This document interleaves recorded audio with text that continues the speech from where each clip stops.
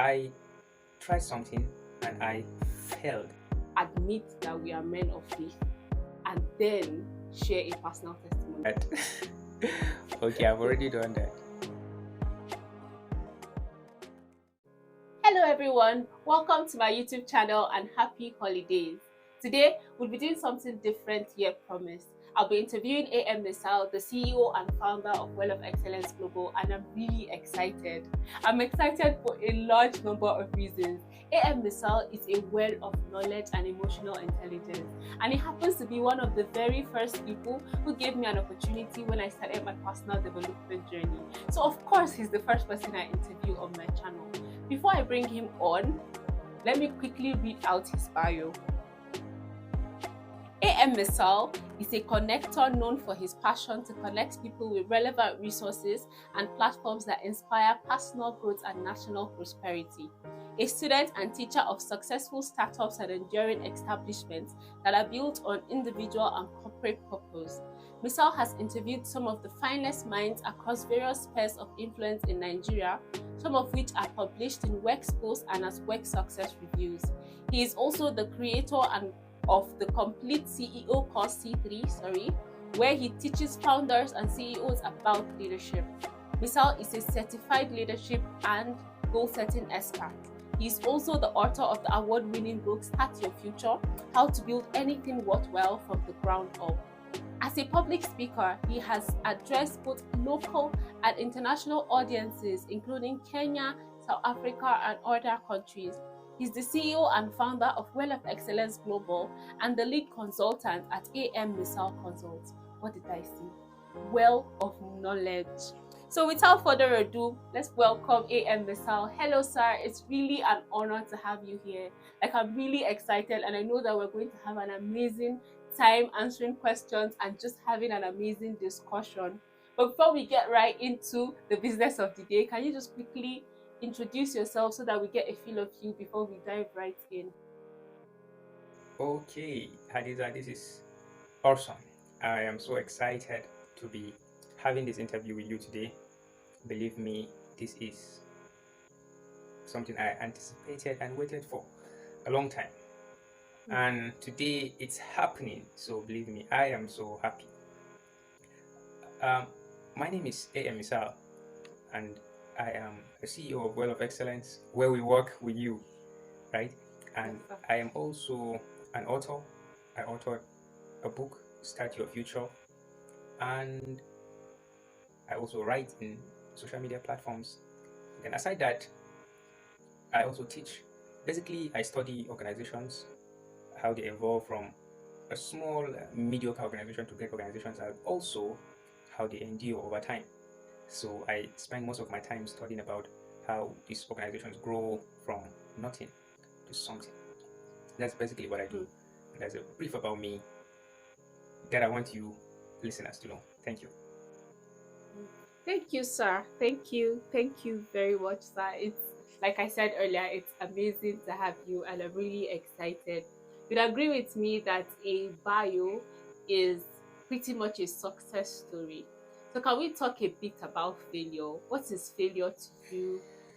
Have you experienced failure? How were you able to navigate failure when you actually experienced it? All right. Anytime I'm asked a question about failure, I normally reflect about a lot of things because I want to understand from which angle the person is asking me. But frankly speaking, failure does not mean something to me that it does not mean to an average person. For me, failure simply means I tried something and I failed. Okay, that's exactly what it means. So seeing failure this way helps me to understand that it is possibly because I lacked wisdom. It is possibly because I was not prepared enough, or it may be that I did not take the right step, or it may be that I just knew what to do and I just did not do it. Okay, so failure comes to me with regret and pain like it does to everyone. But like you must have noticed, because I have experienced quite a number of them, I've developed uh, a wisdom for it, a coping mechanism for it, and I've also developed the way to not just run away from it, but take advantage of it. So failure prepares me for something better than what I have gone through. So if I've done something and failed, it is just logical for me that at the end of the day, I try to ensure something good comes out of all the pain, all the regrets, and all the feeling of inadequacies that normally comes with failure, just like it happens to everybody else. Okay. Um, Failures, instances where I failed are many, are many. Okay, in school, in businesses, and while trying to even lead you people in works, while trying to lead my team, there are a lot of instances where I practically failed. But I think the viewer of this program will be so much interested in some of the failures I had basically with entrepreneurship. Before starting Well of Excellence, I was much, much younger. I started an organization I called Helping Hands. Oh wow. Helping Hands, yes, you did not hear I about was it about to because say I've it never heard died of this. Oh long time wow. ago. And I was just out of secondary school and I decided to start something at my locality, at my village. When I went there, I just gathered young people and I began to teach them. Those guys were boys brigade members, and I was also part of boys brigade team. So from there, I just get some of them and I started teaching them these things and how I thought life was.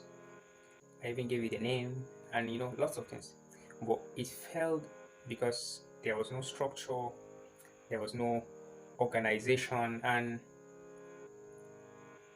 it failed also because I had to leave it to go to school, you know, most of these things. So these are some of the instances I failed.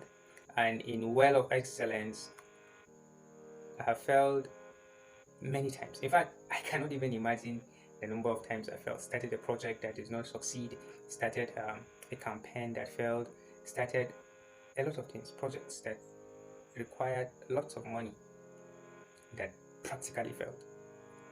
Sometimes our website will just be hacked, a lot of things.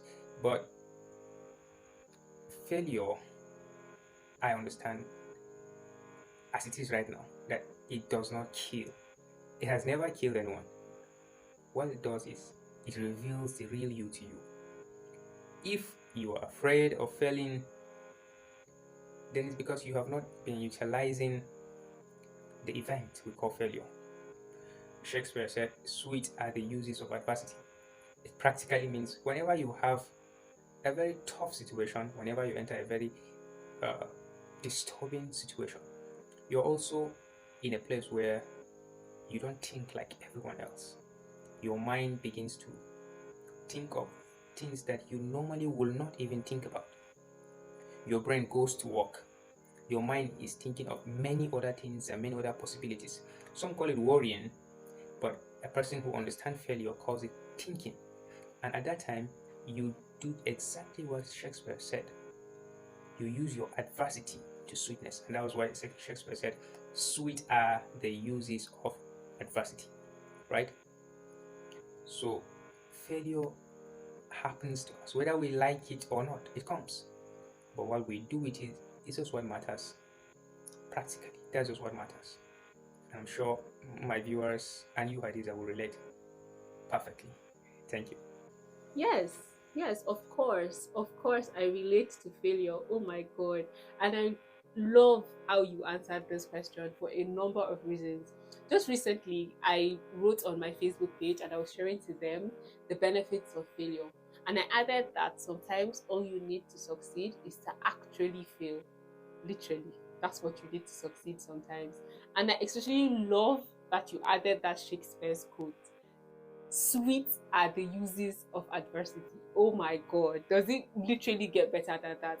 But my major take home from all that you said was how that you were able to point out the reasons why you failed. You're able to point out the reason why that organization you started failed. And in my book, the moment you are able to draft out why failure happened, you've won because you're better equipped to handle whatever it is that you face in the front. So this is amazing. This is amazing. You're a CEO, sir. And not only are you a CEO, you're a CEO in Northern Nigeria. What are some of the challenges that CEOs face? Are there any peculiar challenges that you have faced or you think that CEOs in Northern Nigeria face? If you could advise a new CEO, what would you say? How would you advise CEOs to navigate these challenges? Okay, some of the challenges that many CEOs in the North face is a challenge that I would say also happen is dominant everywhere. And the beginning is the ability to navigate. You see, most people thought that having a vision is so much of a gift that when you get it, things just begins to change. Well, if you have a vision, congratulations. I so much celebrate you. But you see, the power or the ability to navigate is also as important as the vision itself. And permit me to say, without it, your vision will just turn out to be just a vision, just a dream. And that's sad. The other day I was speaking to someone and I told him that, do you think people really, really follow you just because you told them you have a vision? The person was quiet. He later said, no, yes. And he was right. People don't just follow you because you told them you have a vision. Your ability to navigate is what makes you a CEO. And that's why they call you Chief Executive Officer. Your power to execute things is what makes you a CEO, not your ability to dream about them. So CEOs have a very big challenge here in the North because we fantasize the name and we think the name is about creating a Facebook page and writing CEO of this, CEO of that. Interesting. But it is totally not like that. And the only thing that helps a man to go away from just thinking and fantasizing is knowledge. Practical knowledge that helps you move from point A to point B. So as a CEO, if you can move from point A to point B and then from point B to point C, then you'll be breaking away from this challenge that holds many people. So you see so many people with just a Facebook page and then it remains a Facebook page. Okay, you see lots of people who call themselves CEOs in the North, but they're not making real progress because there's not enough knowledge. Yeah, this is because if you're living in a territory that does not value innovation or reward your individuality and your thinking of uniqueness, you have to go extra mile, right? You have to go an extra mile to prove to yourself that you had the right vision. Okay, you have to go an extra mile to prove to yourself, not to the world, but to yourself, that you had the right vision, that it was not just a wish, but it was a vision. Okay, and the two things are different. So personally, how I was able to overcome this was, as I said earlier, by allowing myself to learn. And honestly, in the beginning, there were so many barriers to learning that were coming my way. But later I noticed if I have to learn, then I have to give myself to all of this. To all of this. Now, a CEO must disengage himself from for looking for this heroic image in the eyes of the people, his team, or the people out there who want so much admiration, the celebrity status. That is not your work as a CEO. Your work as a CEO is to lead the team, and to lead the team you must be able to give up a lot of things. You cannot be aiming for celebrity status or to have the heroic image. I'm the CEO, and still lead at the same time. You have to choose one. It's either you are actually practically leading or you're looking for attention elsewhere. I think we're not getting it right in this aspect. So I had to decide and practically myself and said, okay, if I want to be a CEO, let me just be a CEO. It means I have to work with lots of people. It means I'll have to let a lot of people go if they are not doing what I want them to do. It means I will have to be humble. I'll have to talk to them when I need them. It means I have to be vulnerable. I have to search and allow some people to tell me what they need to tell me, not because I want to hear it, but because I need to hear it. And at the same time, I need to be myself. Yes, I need to be myself. Because the journey, I learned of some CEOs that stayed as in the journey for 40 years, you know, 30 years doing this game. And if you are going to go for a long haul, then you need to calm down and explore you, right? Being you than being somebody else. So I would advise CEOs to first calm down and be a CEO. Don't chase the hero status. Don't chase the celebrity status. Don't chase too much attention from the media. Spend all your time in trying to be qualified for the job. Okay, always spend your time trying to be qualified for the job. And if you continue to do that, then you cannot get it wrong. I promise you. Thank you. Awesome, awesome, awesome. I'm sure every present or future CEO watching this has taken one or two tips that they can use to ensure that they move their organizations forward and properly manage their organization. So thank you for sharing that, sir. Let's take a 180 turn and discuss personal development.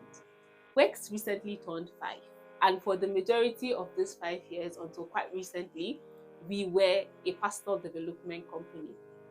I remember when I joined as a volunteer 4 years ago, things were so much different then. Personal development was new in the north and all of that. How has running a personal development company been in northern Nigeria? How has the personal development sphere changed? How has being in the personal development industry been like for you? Okay, this is an interesting question. Personal development in the north, and talking about the north, we mean in the northern part of Nigeria. Yes, so when we talk about personal development in the first place, we are not trying to speak about something that has not been existing. Okay, personal development simply means exploring all your potentials personally and then growing. So if you know how to write, for example, a paragraph with an effective personal development, you should be able to write a book. That's just what we mean. And if you are an engineer practicing engineering, you should be able to rise to the highest level in your career. If you're a pharmacist, a doctor with effective personal development, you should be able to go to the highest rank that your profession allows. Personal development is not an industry in itself that is removed from other sectors. For example, you cannot just come and say, I am into personal development just like that. You are into personal development, yes, but what do you do? Right? What do you do? You are a businessman who is into personal development. So, or you're a writer who understand the power of developing personally, or you're a singer or a fashion designer or a baker. And if you identify what you want to do, then you develop yourself in it. Okay? So, building a personal development brand in the northern Nigeria has been an interesting journey. Part of the reason why it's interesting is because it's challenging, right? Yes. And just like it is in every part of the world, things become challenging like this when they're just first introduced. The northern part of Nigeria in itself, let's start with Nigeria, in itself has not yet experienced a structured transformation in the personal development industry. Okay, that means the personal development is not having an industry or structure in itself that rewards the people that are in it. For example, it is said in the United States there are about 50,000 mentorship spots. That means about almost every state in the United States have about 1,000 mentorship spots where you go to learn whatever it is you want to learn. It means engineers have their own, doctors have their own, almost every profession have their own, and many young people are taking advantage of this same booming industry called personal development. So in northern Nigeria, just like it is in Nigeria as a whole, it's a baby industry. So it comes with all the challenges that happens when you're just starting something. Okay, so one of the things is the awareness of what it means, the benefits that it has on the people. Okay, so in northern Nigeria, we're still forcing and enforcing and helping people, influencing them to understand that this is a good thing, this is a good thing, and that this is rewarding both mentally, physically, and all round. Okay, trying to take away the fear that we are bringing some message that is new. No, personal development is all round, as I said.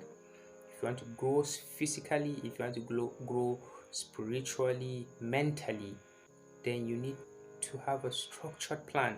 Just like you always say, Hadiza, about goal settings, about journaling.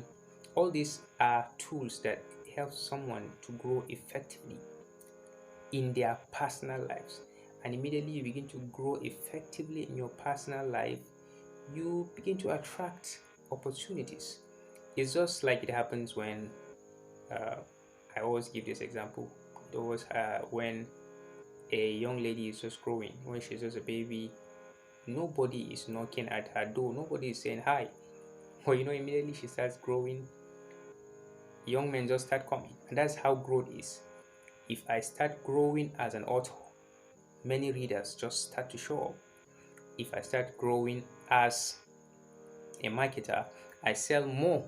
If I start growing as a YouTuber, many people come to view my channel. So growth personally means you attract better things. As someone said, he said, whatever it is you're looking for is also looking for you. And the only problem is that it's not looking for this version of you. So immediately you grow, you just attract other things. So this is what personal development is in northern Nigeria, and this is what it will mean in Nigeria. This is what it will mean in the entire world. Okay. Truth is, if we want to talk about personal development today, we're going to sleep here. For one, personal development is my thing. Secondly, like I pointed out, Well of Excellence was a personal development company for the longest time. So yeah, if we want to talk about personal development, we'll sleep here. So let's just leave it as we have said it for now. Thank you for sharing, sir. Truly, it has been a journey. It has been a journey, and personal development is something that is important no matter where you are in life, no matter what industry you are, no matter what you want. You should always seek to be intentional and grow yourself and just seek out self improvement. But why WEx, sir? Why did you decide to start a personal development company? Why Well of Excellence Global? And talking about WEx, why WEx? The acronym WEX, WEX as we call it, is simply Well of Excellence. So practically there's a well, yes, that ancient well people use to fetch water from, and then there's excellence. These two things is what define the entire ideology of the well of excellence. And it simply means there is water somewhere, and then there's someone that needs the water. Okay, as we do not use a borehole, a tap, we use a well. It means it's an ancient stuff, and there's nothing to relate this kind of uh, analogy like wisdom of ancient people, those wisdom that have been tried and is still working in US, and is working in Nigeria, and is working in Sudan.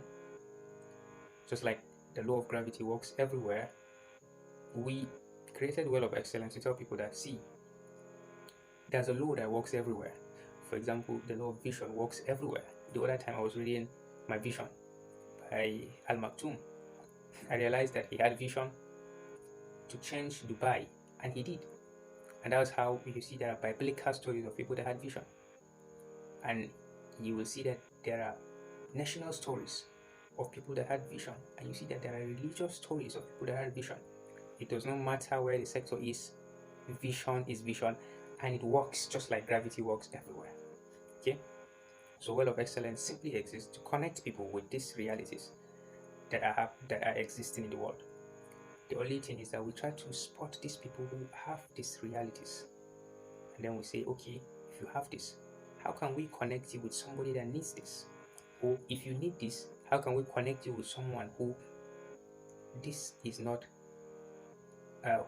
whose life is already showing this practically, right? So Well of Excellence comes to connect you just the way the well connects someone that is hungry or thirsty, rather, with uh, the waters that are deep down there. Okay, so that's practically what Well of Excellence means.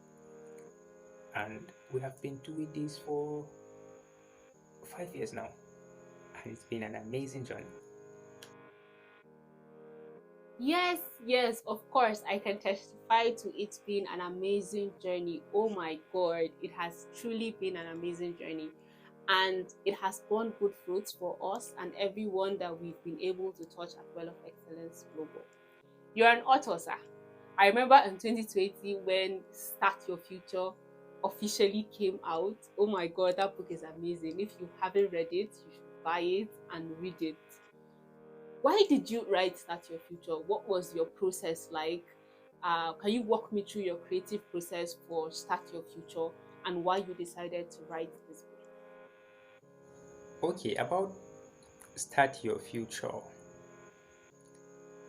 I was talking about being a CEO, you know, but after a few years of doing this and learning and applying, and some young people started coming to me, especially in northern Nigeria, and they are saying, how can we do what you're doing? We want to do what you're doing too.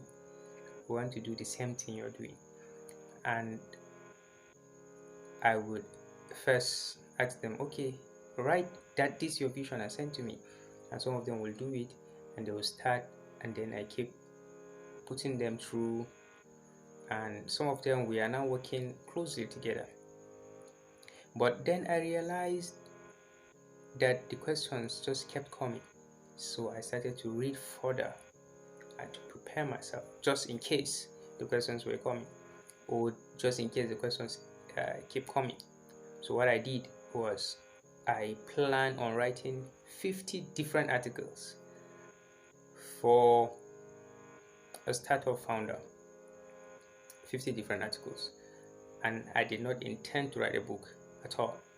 I just thought, if I publish these 50 articles, if you just come and ask me any question, if it's related to the article, I'll just send to you to read.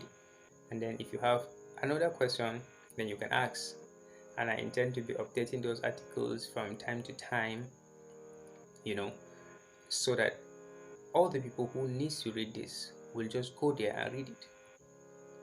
But as I was planning that, then some of my friends came and saw the manuscript, and they saw I was so occupied writing and writing, and they said, "What are you doing?"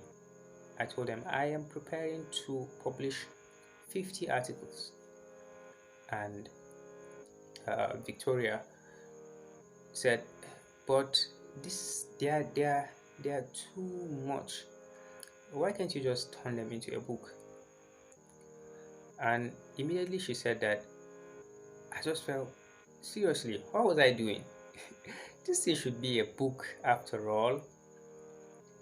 And from that time, I started to give it a thought.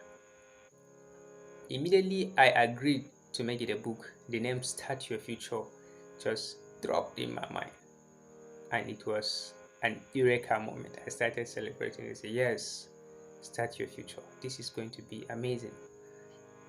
So the book, um, I restructured the way I approached it, relating one chapter to another, unlike the way I started in the beginning, just writing each chapter standing on its own.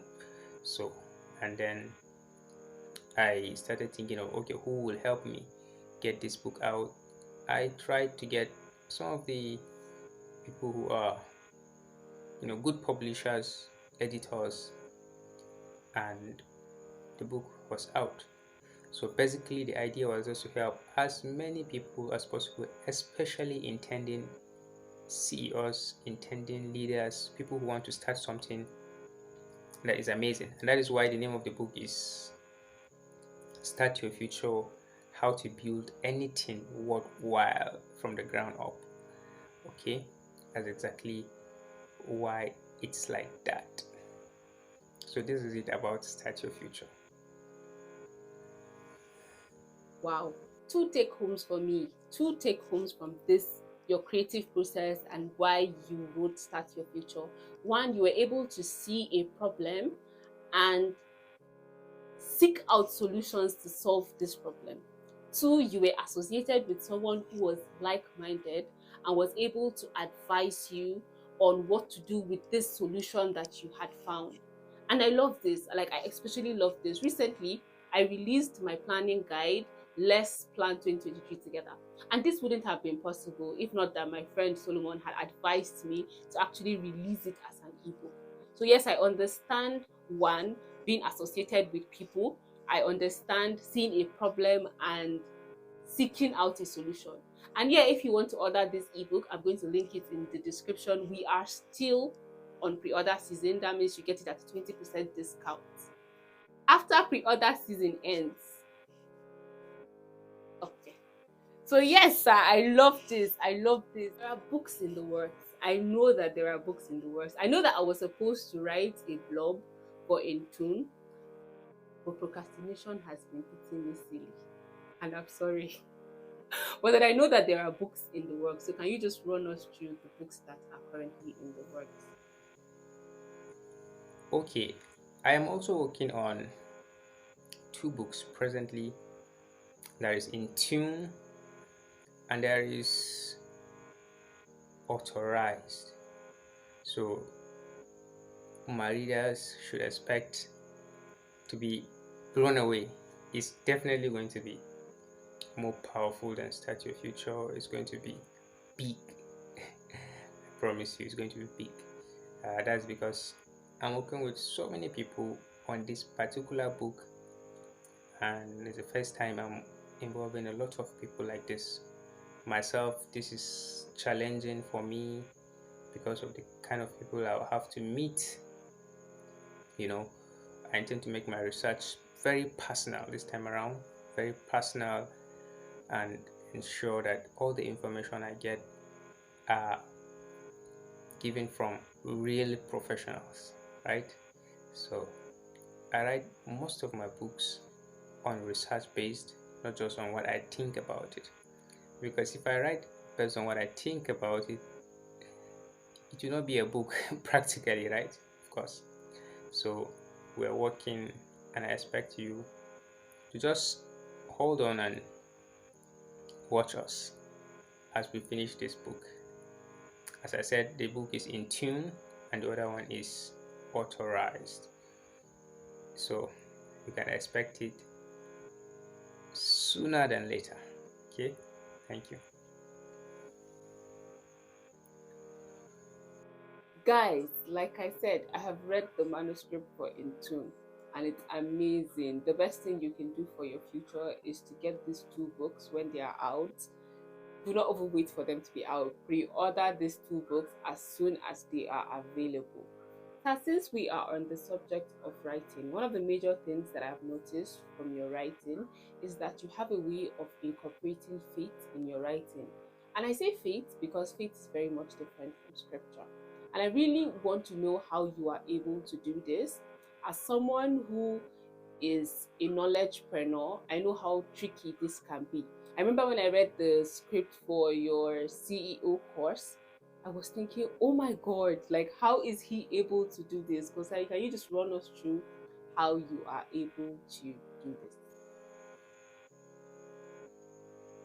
All right, Hmm. incorporating faith, personal beliefs into an industry like personal development can be tricky, as you said, and it can also be difficult, especially if you are trying to hide that you are not a man or a woman of faith.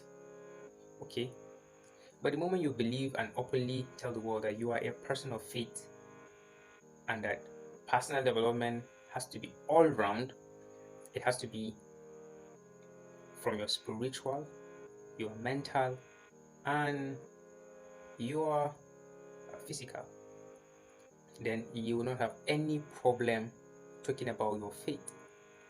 The idea is not that you talk about faith. The idea is you're telling people that this is what has been working for you, right? It's a personal testimony. So if you are telling people, this has been working for me, if you have something else that's working for you, fine, fine. But sincerely, this works for me.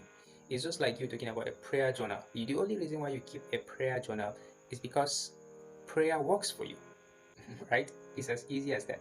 So if prayer works for you, you are giving people an opportunity to also experience what works for you. And you're not the only one. There are a lot of other people who have attested to the fact that it works. Okay? So if someone tells you that they can't sleep at night, or they feel suicidal, or they feel inadequate, you will not tell them to go and jog. Okay, you will not tell them to stop eating eggs or protein.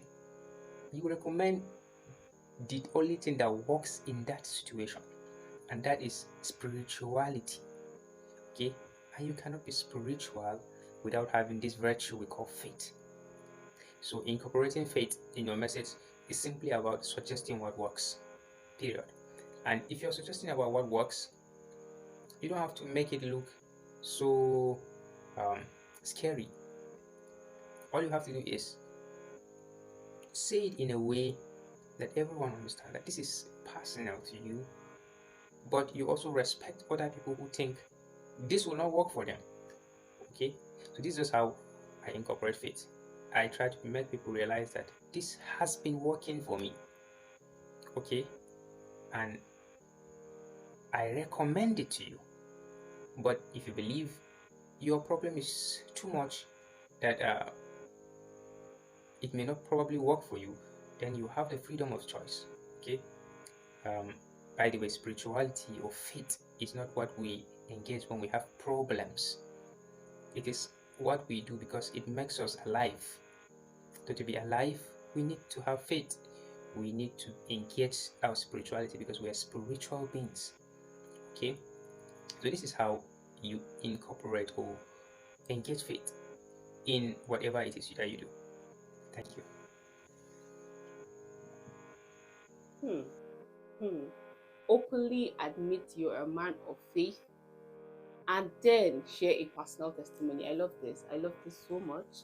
I love this so much. Thank you for sharing, sir. Our time is far spent, and we have come to the end of this interview. But before I let you go, sir, one last question. We're two questions in one. Can you first and foremost advise me? And then if you could advise your younger self, what would you say?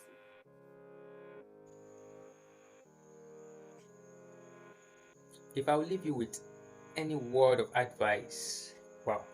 Okay, what I will tell you is, I know that this is the first interview you're having in this YouTube channel, and I know you intend to grow this and make it into a global brand. Joyfully Hadiza is going to be known as one of the biggest YouTube channels worldwide. You're going to influence people like you. So the advice I will tell you is, you don't have to change.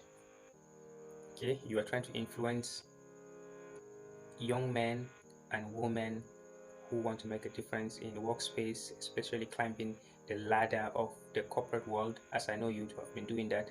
You also want to make people see productivity, personal development in a different and a more practical angles. One of the things you always tell me is, anytime I write a post on Facebook or anywhere, you always ask me, so what can I do exactly?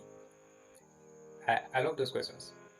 Even though on social media posts, most times I do write, just to create curiosity. And most of the solutions, they're always in our books. That's how we do it in the personal development industry. And that's why we just say things and we just pass. It's not like we don't have the solutions. It's just that we just want to whet people's appetite and then invite them to where the real solutions are.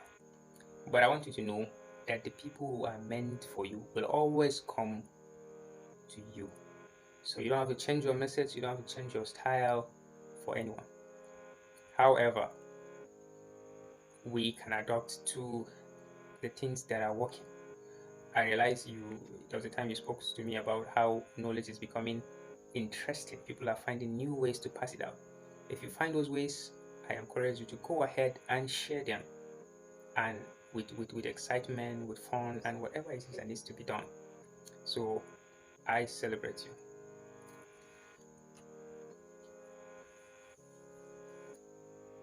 To my younger self,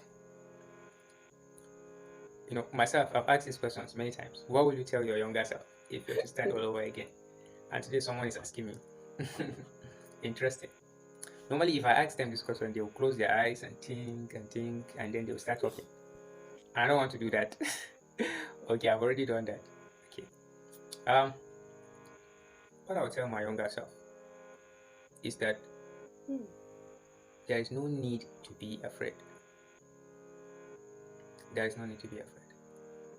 Today, if I see my younger self, I will tell him that the potentials you have in you are too much.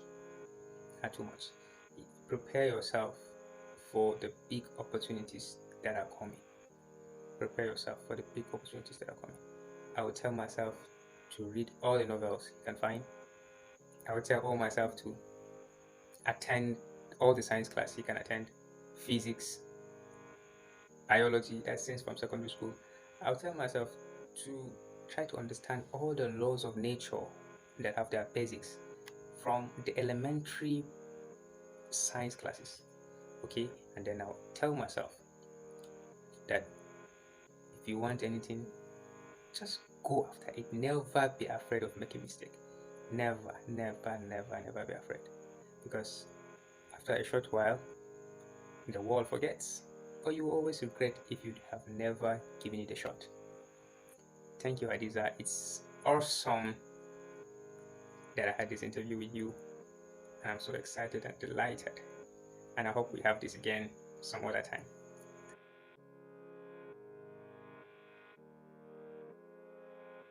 We sure will. We sure will. Thank you, sir. Oh my God.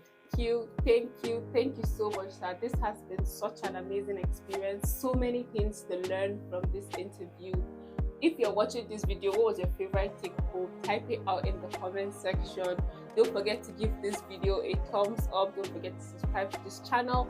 I will add links to connect with Well of Excellence Global and AM Misal in the description, so check it out if you are interested in something like that. What do you think? Do you want to see more interviews like this? Let me know in the comment section. If you know someone who would benefit from this video, don't be a knowledge board. Don't be that. Share this video with someone you know would benefit from it. And yeah, until next time, I'm rooting for you.